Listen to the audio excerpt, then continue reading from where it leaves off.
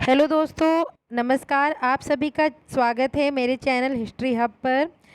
आज हम लोग सॉल्व करेंगे हड़प्पा सभ्यता से संबंधित अपनी जो हम सीरीज एक चलाने वाले हैं, जिसमें जो सीरीज कई सारे पार्टों में होएगी। तो उसके एमसीक्यू के पार्ट नंबर फर्स्ट को, जो कि आने वाली जो प्रतियोगी परीक्षाएं हैं उनकी दृष्टि से बहुत ही उपयोगी हैं, और जो हम ये सीरीज चलाएंगे इससे ही परीक्षा में प्रश्न आएंगे, इससे बाहर जाने की संभावना बहुत ही कम है। तो चलिए अपनी सीरीज का पहला पार्ट स्टार्ट करते हैं। आपके सामने पहला क्वेश्चन है, हड़प्पा सभ्यता को सर्वप्रथम सिंधु सभ्यता का नाम किसने दिया? आपके ऑप्शंस हैं कनिंघम, चार्ल्स मैसम, जॉन मार्शल, व्हीलर। तो आपका सही उत्तर होगा जॉन मार्शल। अगला प्रश्न है, 1826 में हड़प्पा से किसको मोहर प्राप्त हुई? आपके ऑप्शंस हैं कनिंघम, चार्ल्स मैसम, जॉन मार्शल, व्हीलर। तो आपका सही आंसर होगा ऑप्शन नंबर सेकेंड, चार्ल्स मैसम। 1826 में हड़प्पा से चार्ल्स मैसम को मोहर प्राप्त हुई, जो कि हड़प्पा कालीन थी। निम्नलिखित में से किसे भारतीय पुरातत्व विज्ञान का जनक कहा जाता है? आपके ऑप्शंस हैं कनिंघम, चार्ल्स मैसम, जॉन मार्शल या व्हीलर। तो आपका सही उत्तर होगा कनिंघम, ऑप्शन नंबर फर्स्ट। आपका अगला क्वेश्चन है, हड़प्पा की खुदाई सर्वप्रथम कब की गई? आपके ऑप्शंस हैं सन 1921, 1922, 1923, 1924। तो जो आपका सही उत्तर होगा वो होगा सन 1921। हड़प्पा सभ्यता की खुदाई सन 1921 में दयाराम साहनी व माधव स्वरूप वत्स के नेतृत्व में प्रारंभ की गई। ये पाकिस्तानी पंजाब में स्थित है। तो सन याद रखिएगा किसके नेतृत्व में की गई और कहाँ स्थित है। अगला क्वेश्चन है, हड़प्पा किस नदी के तट पर बसा हुआ है? आपके ऑप्शंस हैं रावी, सिंधु, व्यास, सतलज। तो आपका सही उत्तर होगा option number first, Ravi. Harappa Ravi के तट पर स्थित है। अगला क्वेश्चन है, मोहेंजोदड़ो का अर्थ क्या होता है?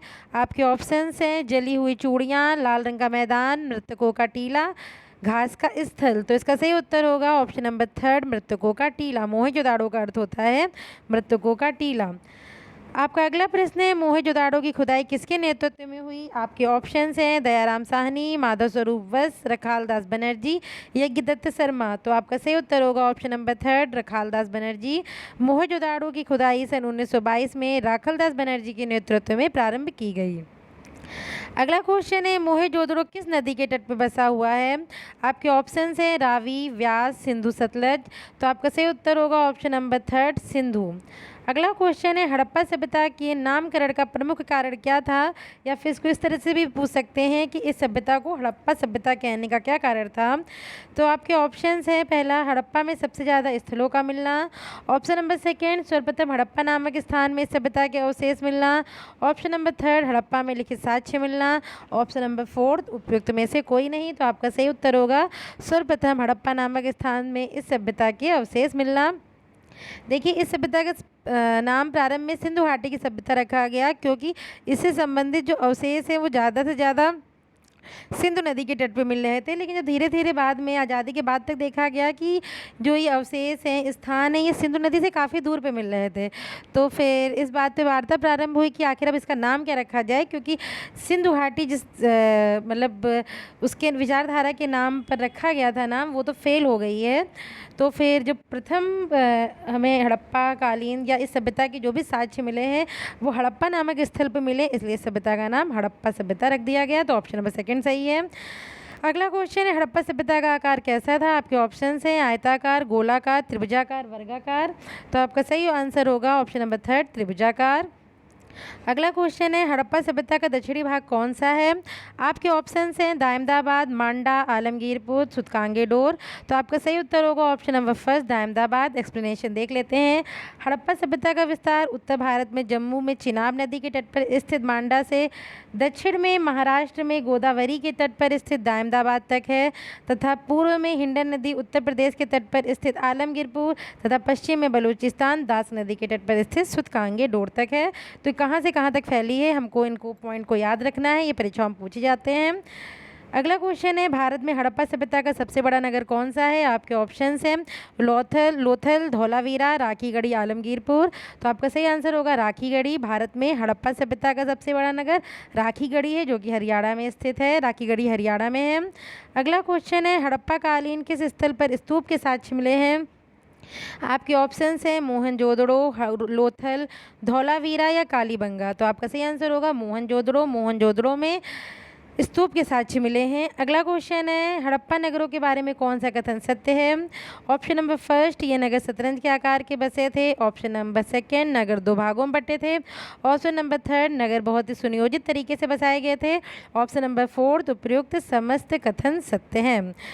तो इसमें जो सही आंसर होगा वो होगा उपयुक्त समस्त कथन सत्य हैं। जो भी तीनों पॉइंट ऊपर दिए गए हैं तीनों ही सत्य हैं। ये नगर शतरंज के आकार के बसे थे, एक सुनियोजित तरीके से बसे थे और दो भागों में प्रायः बटे हुए थे। ये नगर प्रायः दो भागों में बटे थे, पश्चिमी भाग तथा पूर्वी भाग। आम जनता का निवास पूर्वी भाग में होता था तथा पश्चिमी भाग में सार्वजनिक भवन होते थे। पश्चिमी भाग अपेक्षाकृत टीले पर होता था और इसे किलेबंद किया जाता था। लेकिन जो कालीबंगा है उसका निचला टीला भी मतलब पूर्वी भाग भी किलेबंद है। और लोथल और सुटकोटदा में एक ही टीले का निर्माण किया गया है। तो आपसे भी क्वेश्चन पूछ सकते हैं कि किस स्थान का निचला टीला भी किलाबंद है या फिर कहाँ पे केवल एक टीले का निर्माण किया गया है। तो हमको ये याद होना चाहिए। अगला क्वेश्चन है, निम्नलिखित में से कौन सा कथन हड़प्पा कालीन सड़क व्यवस्था के विषय में असत्य है? आपके ऑप्शंस हैं। ऑप्शन नंबर फर्स्ट, सड़कें एक दूसरे को समकोण पर काटती थी। ऑप्शन नंबर सेकंड, सड़कें कच्ची होती थी। ऑप्शन नंबर परंतु इनके किनारे बनी नालियां ईंटों से निर्मित होती थी। ऑप्शन नंबर थर्ड, कालीबंगा का सड़क नियोजन सबसे अव्यवस्थित है। ऑप्शन नंबर फोर्थ, उपयुक्त में से कोई नहीं। तो मतलब उपयुक्त समस्त कथन असत्य, उपयुक्त में से कोई कथन असत्य नहीं है। तो इसमें ऑप्शन नंबर थर्ड असत्य है क्योंकि कालीबंगा का जो सड़क नियोजन है वो सबसे व्यवस्थित पाया गया है। तो इसमें ऑप्शन जो थर्ड है वो गलत है, बाकी सभी सत्य हैं। अगला क्वेश्चन है, हड़प्पाकालीन मकानों के विषय में कौन सा कथन सत्य है? मकानों का निर्माण प्रायः पक्की ईंटों से होता था। यह मकान आयताकार होते थे। मकान के भीतर कुओं का व्यवस्था होती थी। मकान 2 से 3 मंजिल होते थे। उपरोक्त समस्त कथन सत्य हैं। तो इसमें आपके समस्त कथन सत्य हैं। मकानों का निर्माण पक्की ईंटों से ही किया जाता था। मकान प्रायः आयताकार होते थे। मकान के भीतर कुएँ भी होते थे। मकान 2 से 3 मंजिले होते थे। अगला क्वेश्चन है, निम्नलिखित में से कौन सा कथन हड़प्पा कालीन प्रस्तर कला के विषय में सत्य नहीं है? आपके ऑप्शंस हैं। प्रस्तर कला में हड़प्पा सभ्यता समकालीन सभ्यताओं में सबसे अग्रणी थी। स्तंभों का प्रयोग कम है। गोल स्तंभ नहीं मिले हैं। प्रायः चतुर्भुजाकार स्तंभों का प्रयोग देखने को मिला है। तो इसमें ऑप्शन नंबर जो फर्स्ट है वो गलत है क्योंकि जो हड़प्पा जो सभ्यता है ये प्रस्तर कला में अपनी जो समकालीन सभ्यता थी उनसे पिछड़ी हुई थी। अगला क्वेश्चन है, निम्नलिखित में से कौन सा कथन हड़प्पाकालीन ईंटों के विषय में सत्य है? आपके ऑप्शंस हैं। हड़प्पाई सबसे ज़्यादा मात्रा में पकी ईंटों का प्रयोग किया करते थे। ईंट का अनुपात 4:2:1 का था। ईंटों का प्रायः किसी प्रकार का अलंकरण नहीं होता था। मात्र कालीबंगा में पकी ईंटों पर अलंकरण देखने को मिलता है। ईंटों का प्रयोग इंग्लिश बॉन्ड मेथड से किया गया था। यह उपयुक्त समस्त कथन सत्य हैं। तो इसमें समस्त कथन सत्य हैं। हड़प्पाई जो थे वो सबसे ज़्यादा पक्की ईंटों का प्रयोग कर रहे थे। उन्होंने निर्माण किया था। ईंटें पकाने वाले जो भट्टे होते हैं उनका अनुपात 4:2:1 होता था ईंटों का और अलंकरण नहीं होता था। कुछ जगह आपको अपवाद भी देखने को मिलेंगी जहाँ पर वो चीज़ें पाई जाती थी और इनको बहुत ही ज़्यादा ध्यान से याद रखना है क्योंकि यही क्वेश्चंस पेपर में आते हैं। तो कालीबंगा में जो पकी ईंटों पर डिजाइन देखने को मिली है, तो आपसे पूछ सकते हैं कहाँ पर पकी ईंटों पर डिजाइन देखने को मिली है, तो वो स्थान कालीबंगा है। ईंटों पर किस प्रकार के मेथड का प्रयोग किया जाता था, मतलब ईंटों पर नहीं, सॉरी, ईंटों को मतलब कि तराशने के लिए। तो ईंटों को तराशने के लिए बहुत से मेथड यूज होते हैं, उसमें से इंग्लिश बॉन्ड भी एक मेथड होता है, तो इसका प्रयोग ये लोग करते थे। तो इस तरीके से समस्त कथन सत्य हैं। अगला क्वेश्चन है, निम्नलिखित में से कौन सा कथन हड़प्पाकालीन स्नानागार के विषय में सत्य नहीं है? आपके सामने 4 ऑप्शंस हैं। इस सभ्यता की सबसे बड़ी संरचना है यह। स्नानागार को जलरोधी बनाने के लिए जिप्सम व बिटुमिनस का प्रयोग किया गया था। स्नानागार में सीढ़ियों का निर्माण उत्तर व दक्षिण दिशा की ओर किया जाता था। स्नानागार की दाएं और बाएं ओर कोठरियां बनाई गई थी। तो इसमें जो आपका ऑप्शन नंबर फर्स्ट है वो गलत है क्योंकि स्नानागार इस सभ्यता की सबसे बड़ी संरचना नहीं है। इस सभ्यता की सबसे बड़ी संरचना है यहाँ का अन्नागार। तो इस तरीके से पहला ऑप्शन गलत हो जाएगा। अगला क्वेश्चन है, निम्नलिखित में से किस हड़प्पा कालीन स्थल पर किलेबंदी नहीं की गई है? आपके ऑप्शन है कालीबंगा, चनहुदड़ो, लोथल।